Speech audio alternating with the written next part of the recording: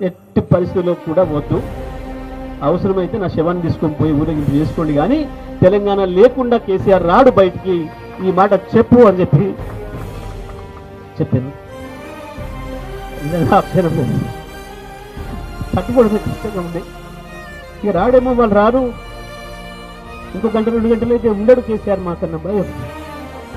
మేము కూడా బలవంతంగా లేదాం ప్రయత్నం చేస్తాం, కానీ ఆయన వినలేదు. మొండిగా ఇంకొక గంటన్నర తర్వాత కేంద్రమే దిగి వచ్చింది. తెలంగాణ రాష్ట్రం ఇవ్వడానికి ప్రభుత్వం ఒప్పుకున్నది అని చెప్పి ప్రకటన చేయడం, దాంతోనే మేమందరం ఊపిరిపీల్చుకున్నాం. తెలంగాణ జాతి అంతా కూడా ఊపిరిపీల్చుకుంది. అది తెలంగాణ పుట్టడానికి, ఈ ప్రపంచ పటంలో తెలంగాణకు ఒక భౌగోళిక స్వరూపం రావడానికి కారణం కేసీఆర్ దీక్ష తప్ప ఇంకోటి ఏది కాదు.